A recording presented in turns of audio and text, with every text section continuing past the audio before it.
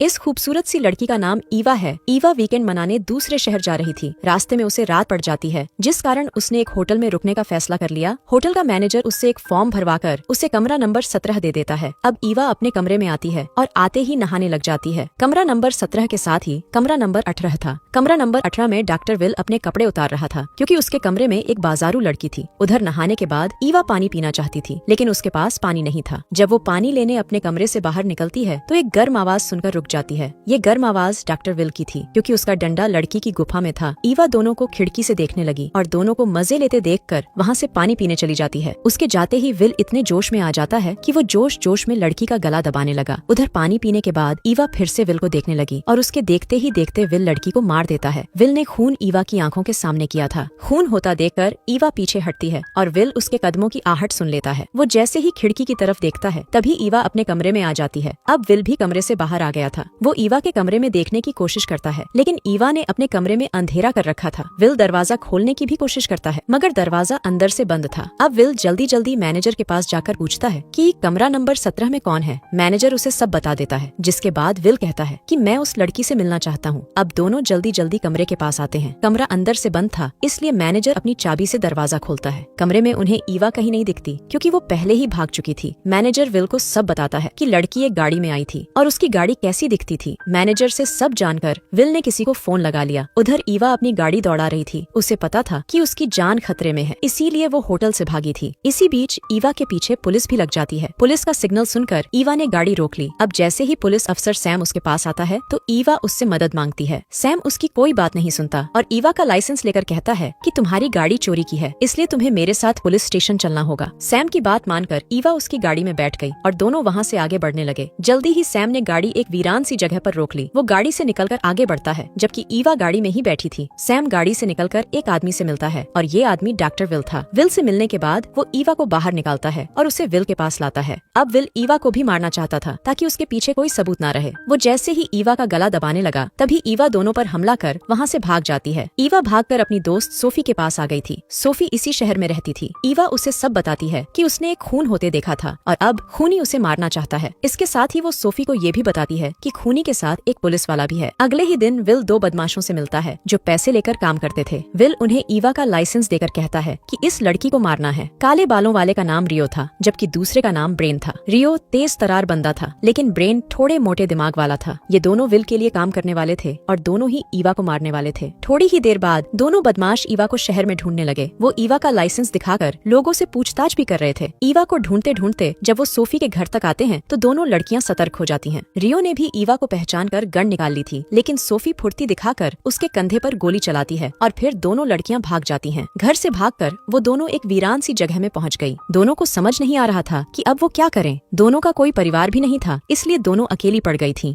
ये दोनों पुलिस पर यकीन नहीं कर सकती थीं, क्योंकि एक पुलिस वाला विल के साथ था। काफी सोचने के बाद दोनों ने शहर से भागने का फैसला कर लिया। उधर रियो एक क्लिनिक में आकर कहता है, मैं डॉक्टर विल से मिलना चाहता हूँ। उसकी बात खत्म होते ही विल भी वहाँ आ गया। रियो उसे सब बताता है कि उसके साथ क्या हुआ और कैसे ईवा भाग गई। पूरी बात सुनकर वो उसे अपने घर चलने को कहता है। विल बदमाशों का इलाज अपने क्लिनिक में नहीं करता था, इसलिए उसने रियो को घर चलने को कहा था। अब कहानी में हमें विल की बीवी सारा नजर आती है। सारा बेहद घमंडी औरत थी और उसे अपनी अमीरी पर बेहद घमंड था। थोड़ी ही देर बाद विल ने रियो की गोली निकाल दी। गोली निकालकर वो रियो से कहता है, तुम्हें आराम की जरूरत है, इसलिए तुम ये काम छोड़ दो। रियो उसकी बात से सहमत नहीं था। वो अभी भी ईवा को मारना चाहता था, लेकिन विल उसे पैसे देकर घर से निकाल देता है। दूसरी तरफ दोनों लड़कियां आगे बढ़ रही थीं, लेकिन अचानक उनकी गाड़ी बिगड़ जाती है। वो गाड़ी को एक तरफ रोककर उसे ठीक करने की कोशिश करने लगी। जल्दी ही एक बाइक वाला उनके पास आकर रुकता है और इस लड़के का नाम मैक्स था। मैक्स भी एक सिरफिरा बदमाश था और लड़कियों को देखकर उसका डंडा सलामी देने लगता है। लड़कियों को लगा कि मैक्स उनकी मदद करना चाहता है, लेकिन मैक्स दोनों पर हमला कर उन्हें बेहोश कर देता है। कुछ देर बाद जब ईवा को होश आ गया तो वो देखती है कि मैक्स सोफी को एक पुराने स्टोर की तरफ ले जा रहा था। ईवा जल्दी जल्दी गाड़ी से बाहर निकलती है। मैक्स सोफी की गुफा के मजे लेना चाहता था। ईवा जल्दी जल्दी एक लकड़ी उठाकर मैक्स के सिर पर मारती है और वो एक कील पर गिरकर मर जाता है। इसके बाद ईवा जल्दी जल्दी सोफी को होश में लाती है और दोनों लड़कियां पैदल ही आगे बढ़ने लगती हैं। उधर विल ने अपनी बीवी सारा को सब बता दिया था कि वो मुश्किल में है। सारा भी सब जानती थी कि विल को बाजारू लड़कियों का शौक है। उसे ये भी पता था कि विल अपना पानी निकालकर लड़कियों को मार देता है। सारा भी बेहद जालिम औरत थी, जो जरूरत पड़ने पर कुछ भी कर सकती थी। विल चाहता था कि ईवा को मारने में सारा उसकी मदद करे। दूसरी तरफ रियो भी लड़कियों को ढूंढ रहा था। विल ने भले ही उसे पैसे दे दिए थे, लेकिन फिर भी वो लड़कियों के पीछे था। सोफी ने उस पर गोली चलाई थी और वो उसी का बदला लेना चाहता था। दूसरी तरफ दोनों लड़कियों को एक घर दिख गया था, जिसके बाद वो उसकी तरफ बढ़ने लगती है। जल्दी ही दोनों घर तक पहुँच भी जाती है और घर का दरवाजा सारा खोलती है। उसी पल सैम और विल भी वहाँ आ जाते हैं और दोनों लड़कियों को पकड़ लेते हैं। कुछ देर बाद ईवा को चेयर पर बांध दिया गया था। विल उसके पास आकर कहता है, मैं एक हत्यारा हूँ और मुझे कत्ल करने में बहुत मजा आता है। ईवा उससे पूछती है कि तुमने लड़की को क्यों मारा था, तो विल उसे बताता है कि मेरा डंडा पानी निकालकर शांत नहीं होता, बल्कि लड़की की मौत देखकर शांत होता है। मैंने आज तक कई लड़कियों को मारा है और अब मैं तुम्हें भी मार दूंगा। विल की बात सुनकर ईवा डर गई थी। उधर सोफी को भी एक चेयर पर बांधा हुआ था और उसके पास सारा पहुंच चुकी थी। सारा उसे बताती है कि हम तो तुम्हें जगह जगह ढूंढ रहे थे, लेकिन किस्मत से तुम खुद ही हमारे घर आ गई। दूसरी तरफ विल ने ईवा को एक बेड पर बांध दिया था। वो अब ईवा के मजे लेकर उसे भी जान से मारने वाला था। ईवा अपने हाथ खोलने की कोशिश कर रही थी और उसके हाथ ढीले भी हो गए थे। अब विल जैसे ही उसके पास आता है तो वो उस पर हमला कर उसे बेहोश कर देती है। उधर सारा सोफी को मारने की कोशिश कर रही थी, लेकिन ईवा उस पर भी हमला कर उसे भी बेहोश कर देती है। सैम रसोई में कुछ खाने को देख रहा था। दोनों लड़कियां उससे छुपकर पहले उसकी गन उठाती हैं और फिर वहां से भाग जाती हैं। थोड़ी देर बाद लड़कियां फिर से वीरान जगह में पहुंच गई थीं। इस जगह में छोटे छोटे पहाड़ थे। विल और उसकी टीम भी लड़कियों के पीछे लगी हुई थी। वो लड़कियों को रोकने के लिए गोलियां चलाते हैं, लेकिन कोई फायदा नहीं होता। सैम की चलाई एक गोली ने सोफी को जख्मी कर दिया। ईवा किसी तरह उसे संभालती है और दोनों फिर से भागने लग जाती हैं। जल्दी ही ईवा को समझ आ जाता है कि सोफी ज्यादा नहीं भाग सकती, इसलिए उसे बदमाशों का सामना करना ही पड़ेगा। विल खून के निशानों का पीछा करने लगा था। रियो भी इसी जगह के आसपास था और उसने रास्ते में विल को देख लिया था। सारा भी गन उठाकर लड़कियों को ढूंढ रही थी। एक तरफ सैम भी आगे बढ़ रहा था और रियो उसके सामने आकर कहता है, तुम लोगों ने मुझसे मेरा काम छीना था, जिस कारण मेरी बहुत बेइज्जती हुई। इतना कहकर वो गोली चलाता है और सैम वहीं मारा जाता है। उधर लड़कियों के निशाने पर विल आ गया था। ईवा जल्दी जल्दी गोली चलाती है, जिसके साथ ही विल भी मारा जाता है। अब दोनों लड़कियां योजना बनाकर अलग अलग हो जाती हैं। जल्दी ही सारा सोफी के पीछे थी, लेकिन लड़कियों के जाल में फंस कर मारी जाती है। सारा की मौत के बाद रियो भी लड़कियों पर गोलियां चलाने लगा और लड़कियां फिर से भागने लगी। रियो से बचने के लिए दोनों लड़कियां छुप भी जाती हैं। वो उसका ध्यान भटकाने के लिए पत्थर भी फेंकती हैं और रियो फालतू गोलियां चलाता है। जल्दी ही रियो की गोलियां खत्म हो जाती हैं, जिसके बाद लड़कियां फिर से भागती हैं। कहानी के आखिर में रियो लड़कियों को पकड़ते पकड़ते पहाड़ी से गिरकर मर जाता है। पूरी कहानी में हमें यही दिखाया गया है कि हमें फालतू की ताक झांक नहीं करनी चाहिए। अगर ईवा फालतू की ताक झांक ना करती तो उसे ये दिन देखना ही ना पड़ता। इसी के साथ इस कहानी का यही अंत हो जाता है।